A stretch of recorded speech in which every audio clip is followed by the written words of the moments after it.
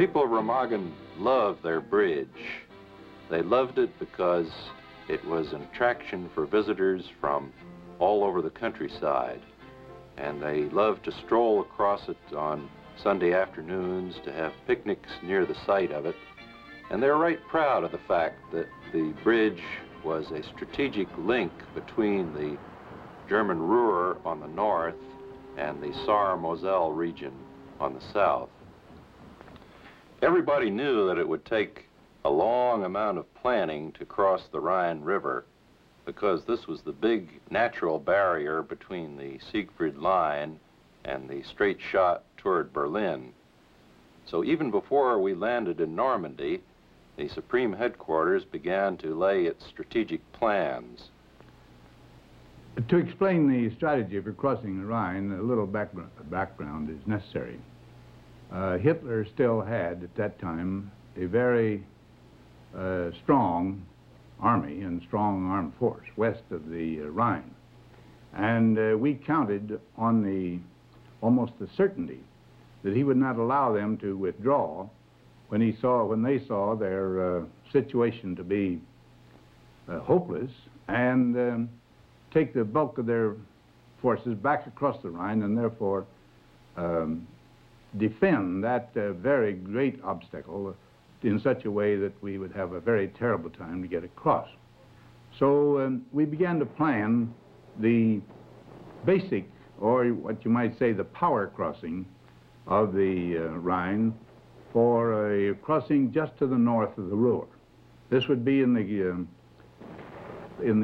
zone of the 21st Army Group under General Montgomery, and to that force I had attached the 9th Army under General Simpson to reinforce Montgomery's blow. Well, and of course we gave him a considerable time to prepare for that, you might call formal or power crossing. In the meantime, however, we went about the business of destroying the German forces west of the Rhine, and this was a series of blows that had been taken up first in the way to the north, then into Bradley's Army Group, and finally down into the Army Group of Devers, which had both a French army and an American army in his command. There was considerable argument as to how we should cross the Rhine when we reached the West Bank. The British argued, particularly Marshal Montgomery, that we should cross only in the north and make our attack north of the Ruhr toward Berlin. The maximum number of divisions you could supply on that narrow front was something like 25, but he wanted to take these divisions and let the rest of us stay on the West Bank in a defensive position. The Americans argued that that was no way to do it, that we should advance on a broad front so that the Germans could not concentrate against us on a narrow front. And with a broad front, we'd have better mobility and could probe and secure the places where they were weakest. So that my plan was to cross the First Army just south of the Ruhr, and the Third Army under Patton to cross down somewhere near Koblenz, and then join them together and attack to sweep around the south and east side of the Ruhr and connect up with the 9th U.S. Division, which at that time was under Monty, on the east side of the Ruhr, and then clean up the Ruhr. As a matter of fact, we did do that later and secured something like 368,000 prisoners in the Ruhr. At the end of February 1945, the 9th Armored Division, having been re-equipped and received replacements, was moved up behind the First Army and attached or assigned to the 3rd Corps and crossed the Ruhr River north of the dams. We then moved out onto the Rhine plain, where we encountered small pockets of resistance,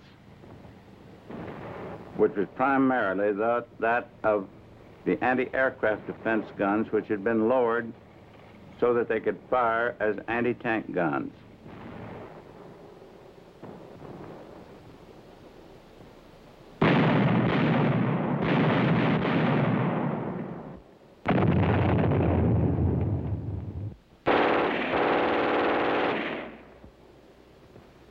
Owing to the lack of cover and the very flat terrain, this was a very serious obstacle.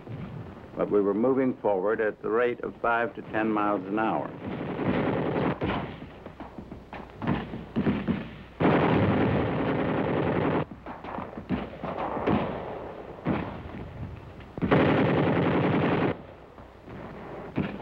One of the reasons that the Americans made such great progress toward the Rhine was the fact that Hitler insisted that every position be held to the last man. This meant that the Americans could bypass a good many of these strong points which the Germans had set up in the Rhineland.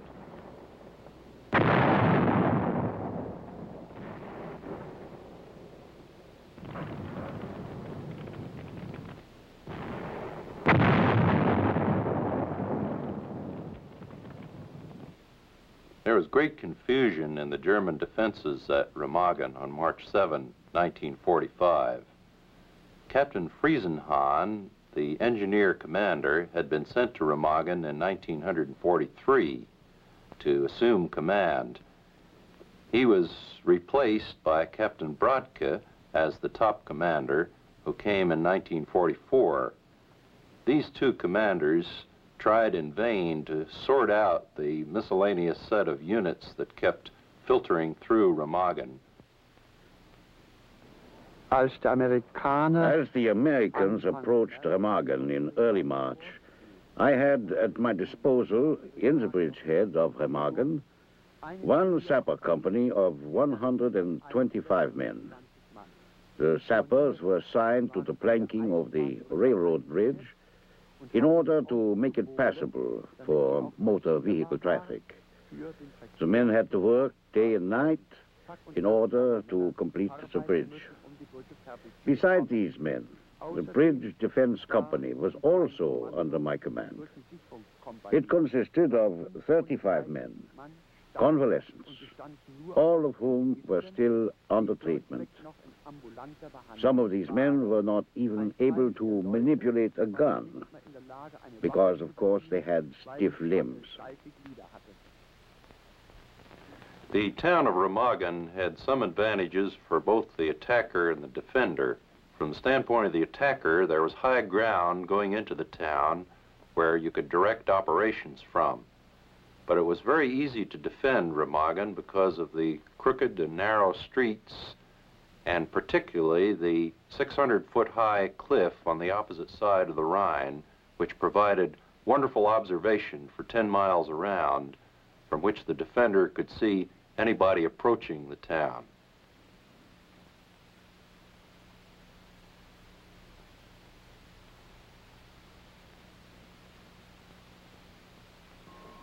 On the morning of March 7th, we received orders and were given maps covering the area leading to Remagen.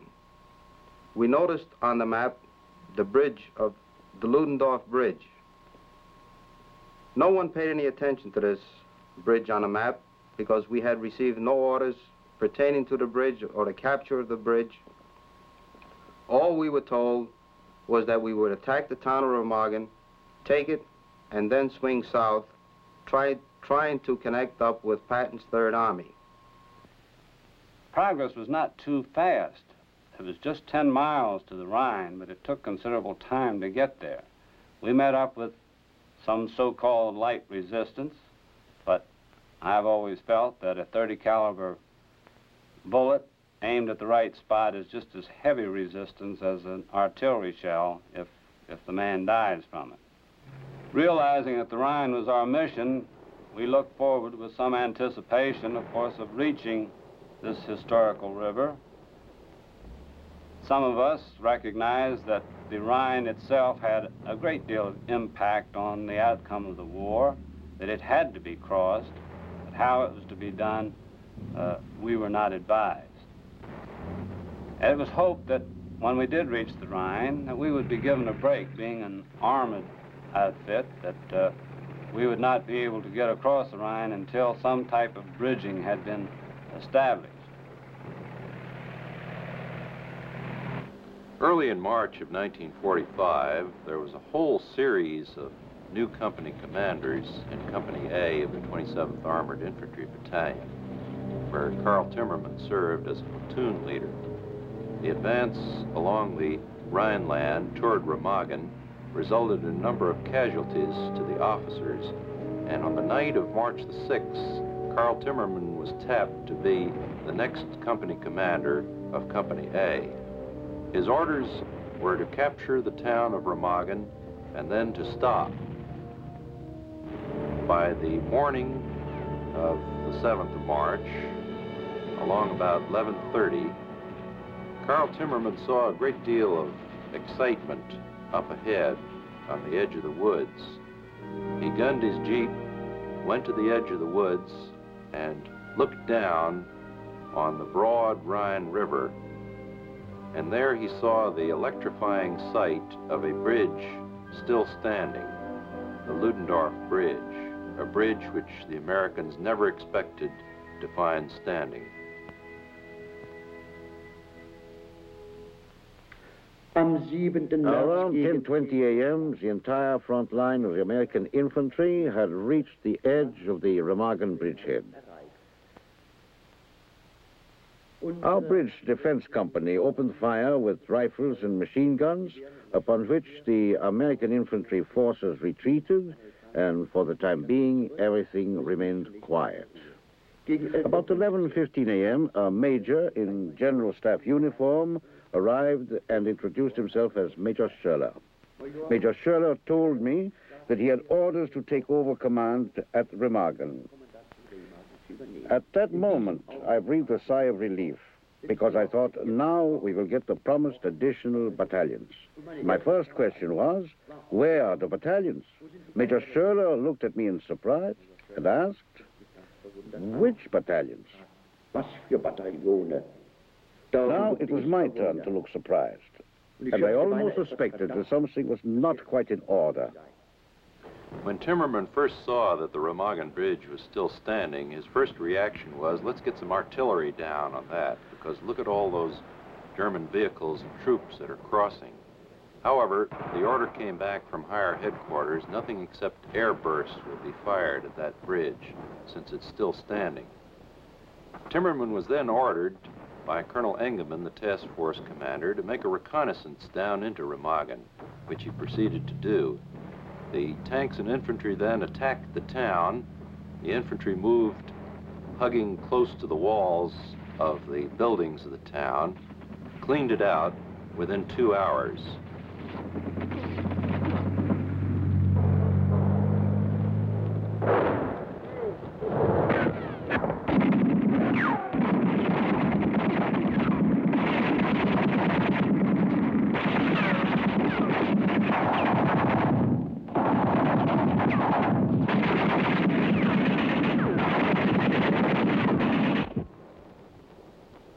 While the troops were moving into position for the attack on the bridge, we captured a number of soldiers, civilians, and some railroad people in uniform.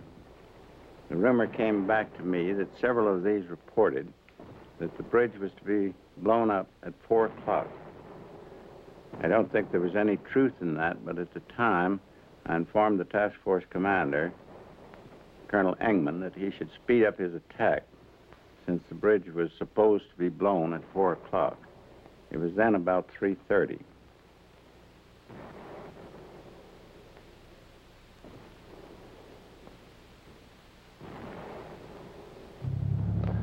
Major Devers, the infantry battalion commander, asked Lieutenant Timmerman, you think you could get your company across that bridge? Timmerman said, well, we can try. Devers said, go ahead. Timmerman asked, what if the bridge blows up in my face? The battalion commander didn't answer. He just walked away. In fact, nobody ever answered the question, what if the bridge blows up in my face? While these troops were taking their position on the west bank of the Rhine along the bridge, an explosion occurred in the causeway leading to the bridge. This threw up a great quantity of dirt and smoke, and afterwards I saw it, and it was about 30 feet in diameter and formed an obstacle to the crossing of vehicles.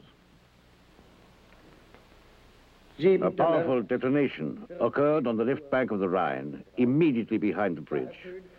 I did not know how to explain this. Captain Friesenhahn, the bridge commander, had blasted the dike on the other side of the bridge, at the ramp of the bridge, a demolition which had already been envisaged. This was a sign to me that the Americans were approaching.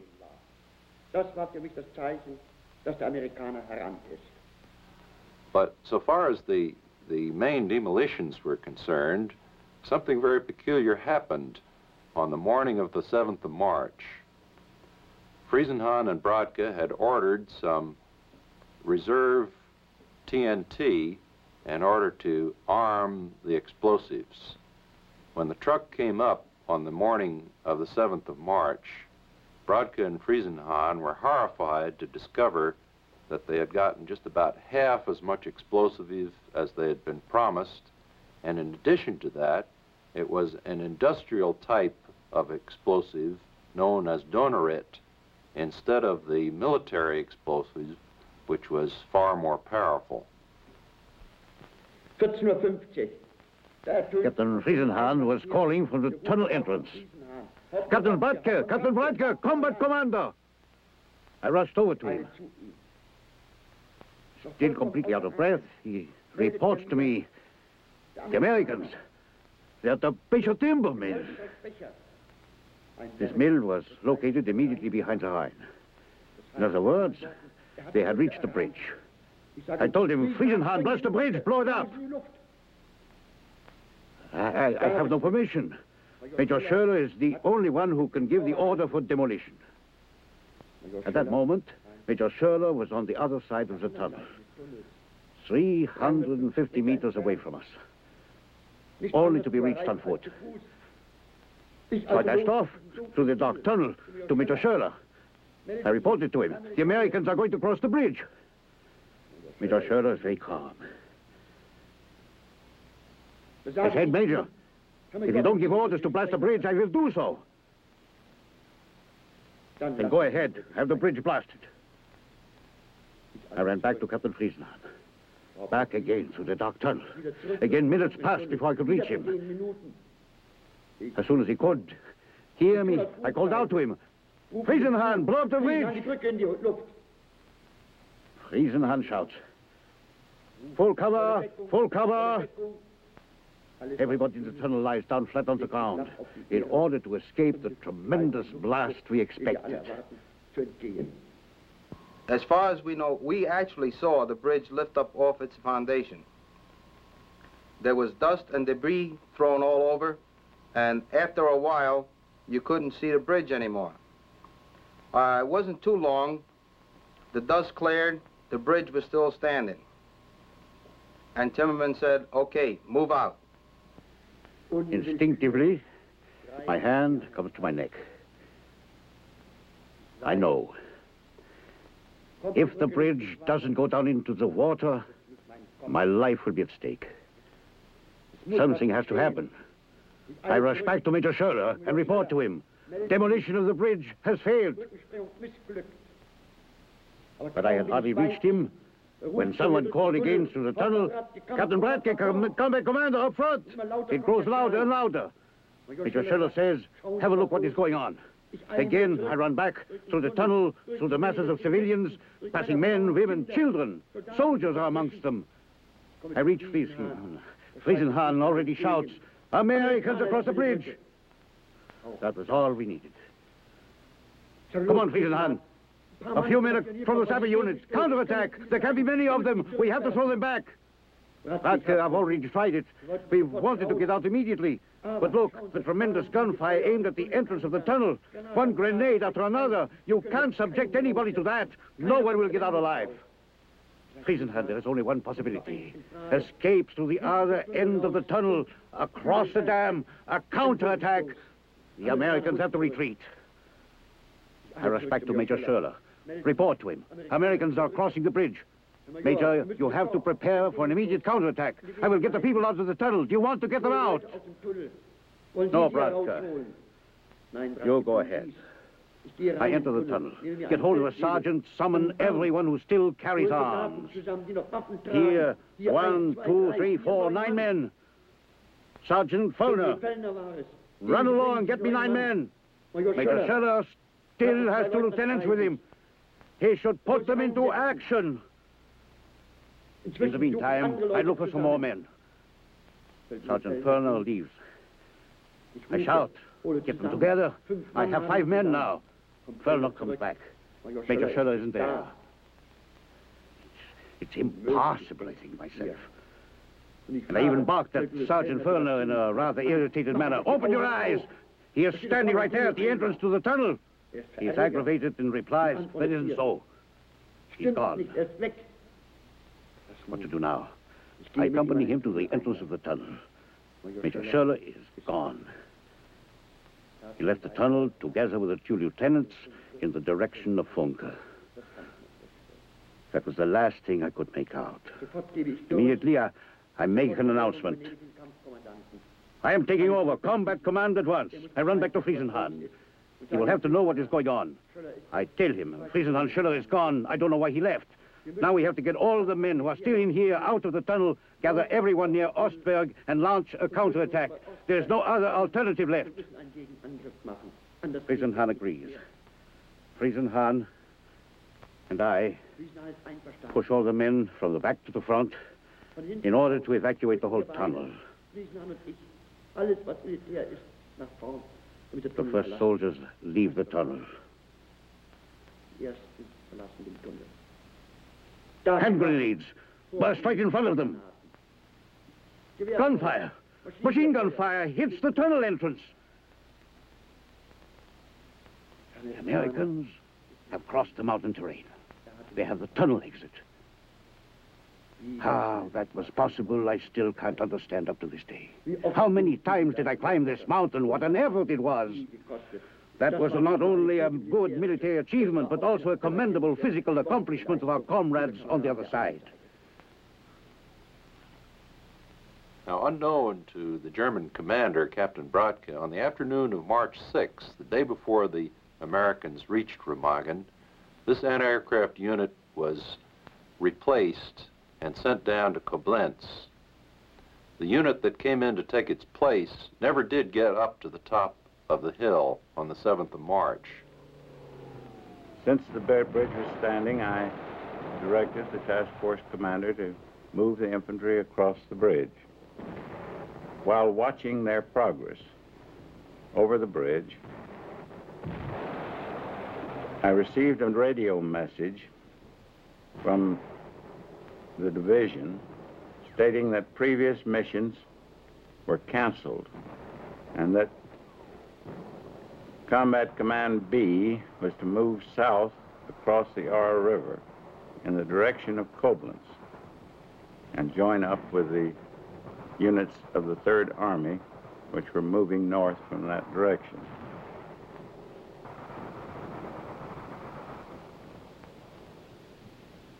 I did not know exactly how to react to this, since we were in process of capturing a bridge over the Rhine, which I believe to be of considerable value to our forces. On the other hand, it was a direct violation of orders not to call off this attack and proceed to the south. There seemed to be one way of getting out of this dilemma, and that was for the bridge to fall.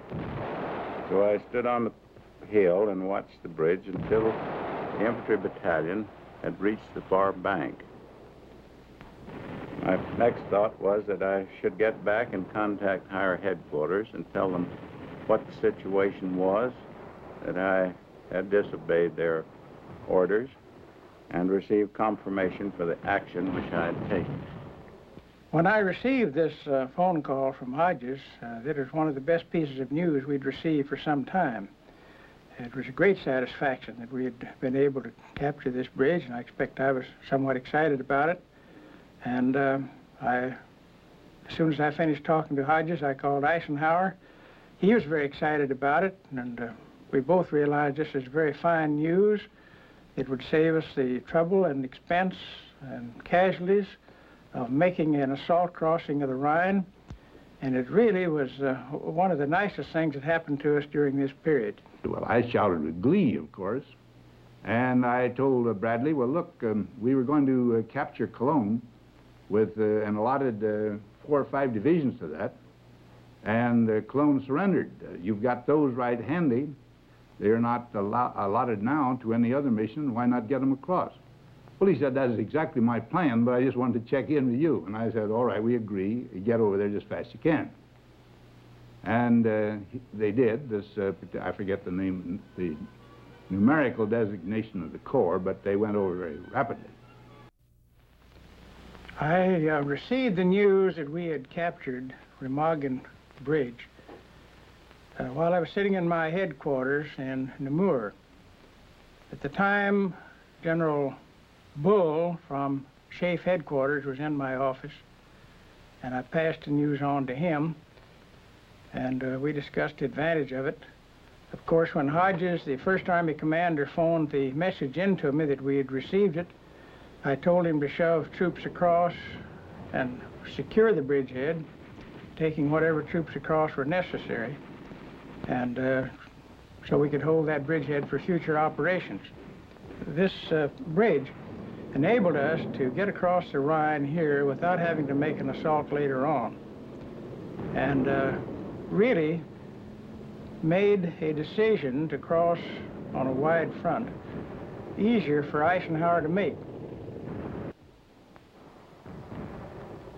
When we received the orders that we would have to cross the bridge, the thing that struck me was the length of the bridge and the Erpelay on the other side of the bridge, which had very commanding ground for the German army to defend if they had the soldiers over there to defend it. As to my men, I believe I had the best men in the army and the best fighting platoon within the army at that time. We go to heaven for each other. From our position on the west bank of the Rhine, we could see considerable enemy activity across the river in the little town of Erpel. A very pretty little town, but it was set on the side of a mountain or a cliff. It did not lend itself very well to an attack. If we should move into that area, the enemy would have quite an advantage overlooking our position. However, since we were there to cover the crossing of the infantry, we did pick out numerous targets of opportunity, as we call them, and opened fire and fired across the river to assist the infantry in crossing the bridge.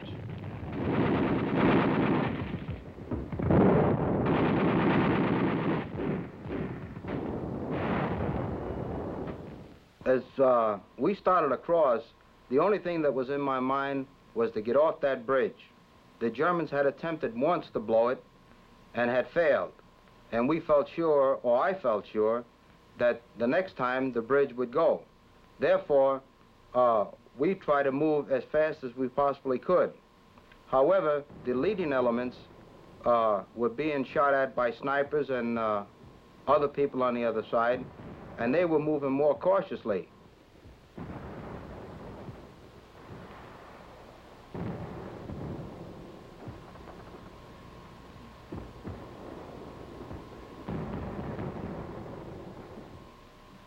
Then somebody yelled, "Who has the right tower?" I looked over my shoulder. I didn't see anybody move. So I moved over to the right tower. I pushed the door in, and there were 5 Germans huddled around a machine gun. Apparently the gun had jammed, and they were trying to unjam it. I fired a couple of shots, and I yelled, "Hand hoch," which in English means hands up. That was about the only German I knew. They spun around and threw their hands up in the air. I took the machine guns and I threw it out the aperture of the tower, showing the boys that the gun had been knocked out and they had nothing to fear from it. Then, in broken German, English, and whatever other language I could muster, I tried to make them understand and asked them if there was anyone upstairs. The one kept saying 9, 9. I didn't know what it meant at the time. Now I know it means no. But I didn't take their word for it. Using the 5 as a shield, we started to move up the steps to the 2nd floor of the tower. When we got up there, I found the lieutenant and an enlisted man. The lieutenant made a dive for the corner of the tower. I fired 2 shots in front of him. He stopped. I don't know what he was diving for. I never stopped to check. All I wanted to do, as I said, was to get off that bridge.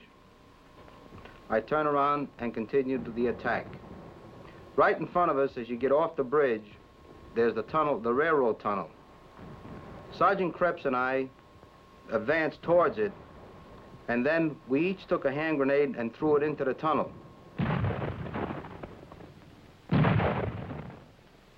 There was a curve in the tunnel, and we got down as far as the curve, and we heard a great many voices talking and yelling and everything else. We couldn't make out how many people or who they were. We didn't know whether it was German soldiers or whether they were German civilians.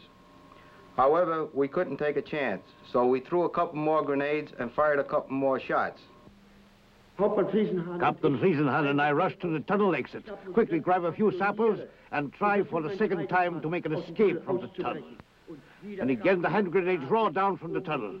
And at a distance of approximately 120 meters in front of us, a machine gun fires right into the tunnel. Suddenly there are screams coming from behind us. We turn around and go back. There are casualties among the civilians. A man, a child. A bullet wound in the stomach, a gunshot in the leg. The civilians are excited. They scream. They cling to the soldiers, grab them and take away their arms. They come to me. Combat commander, order a ceasefire. Stop it. Our women, our children. I too have a wife at home. What shall I do? An order is an order. This is the most difficult hour of my life. I decide to summon the officers. I cannot carry on. I tell them, according to the Führer's orders, if an officer is no longer in a position to continue combat, he will have to pass on command. And whoever takes over will continue combat. And every officer has to take orders from him, down to the lowest rank soldier. Gentlemen, I have an announcement. Which one of you is willing to carry on the battle? I see silence. No one volunteers. Gentlemen, in that case, I'm obliged to pass on the command to the unit. Then I happen to look toward the tunnel exit. Civilians have hoisted the white flag, and they're leaving the tunnel together with the soldiers. It's impossible to go on fighting now. Gentlemen, the white flag has been hoisted without our consent. We are still subject to the regulations of the Geneva Convention. If we continue to fight, we will give the enemy the right to demolish everything. And all these women and children, we will be morally responsible for them. I therefore order a ceasefire. Destroy your weapons, and we will be the last ones to leave the tunnel.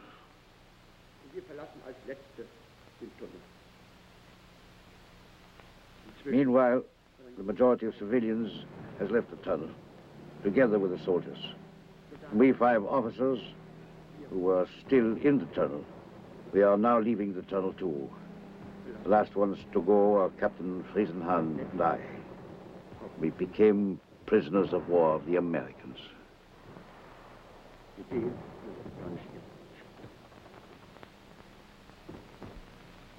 During the afternoon, we spent considerable time in adjusting our guns and making notes where various targets were, so in the event that we had to fire during the night, we would have those targets zeroed in. However, when nighttime came, I was called into a meeting of the officers by our combat commander to be briefed on what our next action would be. I was told at that time that we were going to attempt a crossing of the bridge with our tanks. It was not known if the strength of the bridge was sufficient to hold a tank, but the infantry needed armored support on the other side, and we had to make an effort to get our tanks over there. So we all started across, one close behind the other. As a matter of fact, I was so close to the tank in front of me that several times before the crossing was over, I had bumped Speedy Goodson's tank. I had called ahead to him because it was so dark, asking him to make sure that he did not get too far away from me. And he says, "Lieutenant, I can't very well get far away from you with you bumping me constantly." Except for the indecision or inability to follow this tape across the bridge, we did get across without any incident.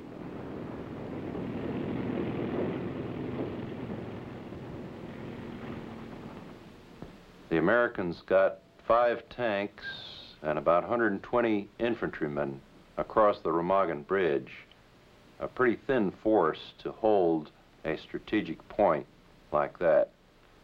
But the next morning, all of the American troops within miles around converged on the bridgehead, and within 24 hours, 8,000 American soldiers had crossed the Remagen Bridge.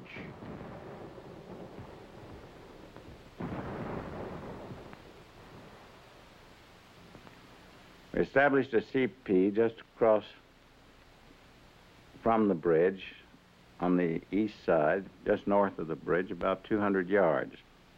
This CP was in what had been the burgomaster's house at Erpel. The sign was still on the gate post.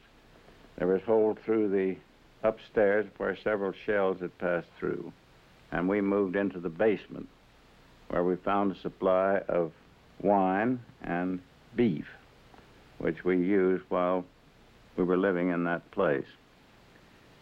My only souvenir of this attack is the sign which was taken off of the gate post of the burgomaster's house. This was the first command post of the Allied forces on the east bank of the Rhine.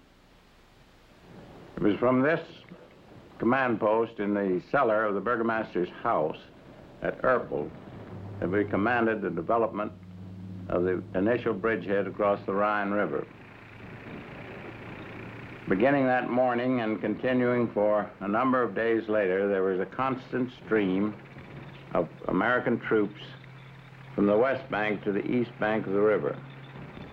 As soon as we could, we threw 4 divisions across on the east side of the Rhine to form a bridgehead. The Germans countered by throwing 11 German divisions against us to try to push us back or at least contain us. Fortunately for us, those were divisions that had been fighting in the Bulge and the Ardennes and were very much reduced in strength and effectiveness. One of the divisions, for example, they threw against us was the 2nd Panzer Division, which had been badly chewed up and suffered terrific casualties. Another was the 5th Airborne German Division, which had also suffered terrific casualties. So even with 11 divisions thrown against our 4, they were not able to drive us back across the river. In fact, we could expand almost at will against them, and we gave orders to the 1st Division, to the 1st Army, to have those divisions expand and advance about 1,000 yards a day so that they would not be mined in and therefore would be able to break out when the time came. The capture of the Remagen Bridge was of the utmost significance to the future operations, as from the beginning our plans had called for the complete isolation and capture of the Ruhr so as to deprive Germany of that great arsenal manufacture. Well, now, by getting across to the south of the Ruhr at Remagen and then waiting for the big push to the north of the Ruhr, we made it possible to surround the whole area much more rapidly and much more securely than had we attacked only at one place. Hitler was hopping mad when the news of Remagen reached Berlin. He immediately demanded the heads of those who had been responsible for this treason. He set up a drumhead court-martial headed by a confirmed Nazi, General Hübner. The court-martial left Berlin on the 10th of March, 3 days after Remagen was captured. It included 3 officers, none of whom had any training in military justice. They allowed no defense counsel for the accused. 3 majors and 1 lieutenant were dragged before the court-martial, harangued, and sentenced within an hour. They were taken out the next morning into a small wood about 25 miles from the Rhine River, shot by a firing squad in the back of their heads, buried in 10 inches of soil. This was Hitler's quick answer to the capture of Remagen Bridge.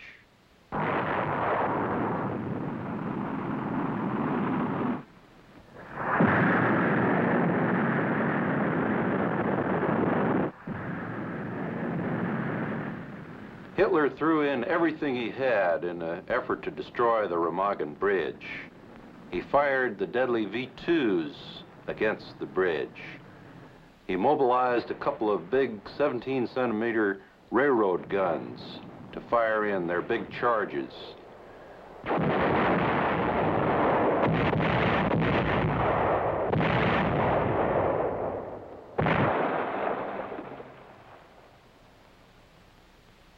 Most of all, he thought he could destroy the bridge through underwater swimmers.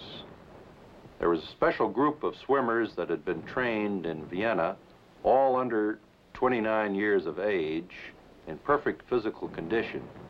They went into the water several miles above the bridge and swam underneath water, armed with charges that they were going to put against the bridge. However, they were picked up by real powerful American searchlights mounted on tanks that were sweeping the river during the night. These swimmers never did reach their objective, and they were captured by the Americans a mile or so below the bridge. With reference to the traffic across the bridge, as you can well understand, there was only the one bridge to start with. Engineers were brought forward immediately and started the construction of ferries and then bridges across the river. Initially, almost all of the traffic was from west to east. The only time we reversed the traffic was to take back the wounded. Later, when ferries were in operation and the ponton bridges came into use, the traffic was both ways and the bridge was closed for repairs. For a period of about 7 days, my unit, the Combat Engineer Battalion, worked hand in hand with a bridge construction outfit that was more or less in charge of erecting the dismembered pieces of iron and steel that were the upper part of the bridge. Ours was mainly the job of the flooring of the bridge. This was a railroad bridge, by the way. And we worked feverishly around the clock, 24 hours a day in different shifts, to build a Bailey Bridge, to get treadway on the bridge so that we could give the boys some support or get some equipment to them that were fighting so hard on the other side of the river. During this time, there was constantly periods where enemy aircraft was coming in, strafing the bridge, dropping bombs trying to knock this bridge out. There was artillery fire. We stopped periodically to get under cover for these. One time I remember, rather stupid of me, enemy aircraft came over, and as it did, I tried to find something to hide under, and it was the Bailey Bridge that we were constructing. And after the strafing was over, I realized that this is probably the worst place that I could have been, because if that bridge had been hit, I'd have been caught or trapped underneath there. But these are the things that you remember afterwards, at any rate. This was a constant turmoil. It was men racing against time, that we needed help for those fellows over there, and we were working real hard, equipment flying all over the place. In addition to our job as engineers on this bridge, the 276 also took its part in the security measures.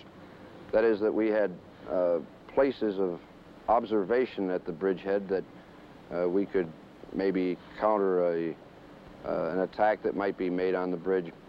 At any rate, about 3:30 in the afternoon, I'd say, my unit, that is my company, was taking over the security of this bridge from another unit, also in our battalion. And at 3:30, I was up on the bridge along with, I think, a Lieutenant Enos, and we were comparing where the vantage points were for these guards. And at 3:45 or some such time, we walked toward the western bank of the river, where I had my men stationed in a truck, and we had just about decided that these were good places to have the people. And mind you, at this time, the railroad engineers were still working, and we also had a deadline of about 5 o'clock that evening that the bridge for the first time was going to be opened up to the heavy equipment traffic. And everybody was working feverishly to get this job done for that particular time. At any rate, about 3:45, Lieutenant Enos and I were down at the bridgehead, or at the western bank, and we were discussing a few little details, and he was pulling some of his men off, and I was just getting ready to send mine up, when suddenly we heard something like rifle fire. And we looked up in the air as if to look for aircraft, but instead there was dust coming up, rising from the bridge, and it seemed to totter a little, and it seemed to sway toward us. And then the center section of the bridge started to cave in. We had trucks up on the bridge that part of it was on the center section and part on the abutment side, so that this truck, I can remember, just folded up like an envelope. Pieces of equipment and pieces of the bridge were tumbling down. And I think our first reaction was to take cover that either the bridge had been hit or for some reason that it was going to fall. And then just as rapidly as you can well imagine, that whole big structure disappeared in front of us. And now we're all running to see what we can do about fishing people out of the river. That it was almost a bubbling, roaring noise that it almost seemed like the river itself had been turned into a boiling pot with all this debris falling in and men screaming, and you could see fellows were hurt and grasping for something to hang on to and going down the river, where eventually they were picked up. But ours was a case of real turmoil then. Lots of reasons contributed to the collapse of the Ludendorff Bridge on the 17th of March. In the first place, the German demolition on the 7th of March had really shattered one side of the bridge and weakened it seriously.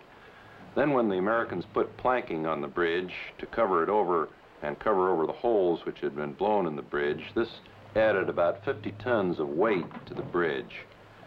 There was a great deal of heavy pounding from the tanks and the vehicles that crossed. The German artillery shells tore a lot of additional holes in the bridge. Then there were the bombs that the Luftwaffe dropped on the bridge itself. One of the real reasons, I think, in addition to this, that contributed to the collapse was the amount of heavy equipment that the engineers moved onto the bridge. Cranes, electric arc welders, air compressors, all these things set up vibrations. The American artillery batteries, and particularly anti-aircraft batteries, that set up vibrations that caused all the ground to shake around the bridge.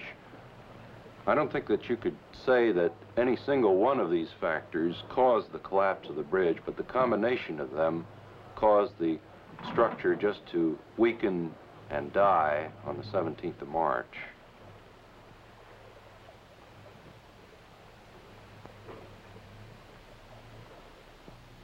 The action of the people actually at the scene of the capture was beyond praise.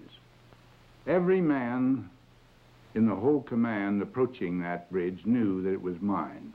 They knew that all the other bridges that they had seen were blown down into the water at that moment. And actually, of course, the Ludendorff Bridge was mine. Yet without a moment's hesitation, the local commanders, the platoon, company, and battalion commanders, and indeed I think General Hogue, who had the entire combat team, hesitated not a second. They rushed the bridge, went across, and there was an attempt to blow it up while they were on it, but there was a faulty fuse or something else of the kind, and that foiled that. But the attack had been so sudden and so unexpected on the part of the Germans that the thing just was a complete success. We had losses, true, but they were minor as compared to the great prize we won. So much has been said and written about Remagen. It was said that the bridge fell into the hands of the Americans through treason, sabotage, and cowardice. I guarantee that what I told you is true. Neither sabotage nor treason were involved. The bridge was lost to the Americans. The officers tried, and the German soldiers tried, up to the very last moment to do their duty. Even if it was a battle of unequal weapons, and we did not have at our disposal what we needed. We did what we could. And you American soldiers who perhaps see this film would not consider it an honor to know that the bridge of Remagen fell into your hands through treason. Your comrades of the past, Miller, Adelizio, and others, fought for the bridge, and there was bloodshed. Remember, the Americans conquered the bridge in rage.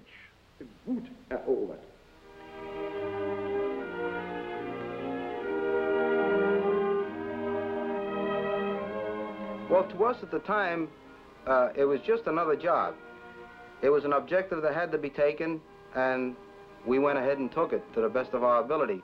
No one, I don't believe, thought it was of great significance at the time. At least, we'll say at our level anyway. Maybe the higher-ups figured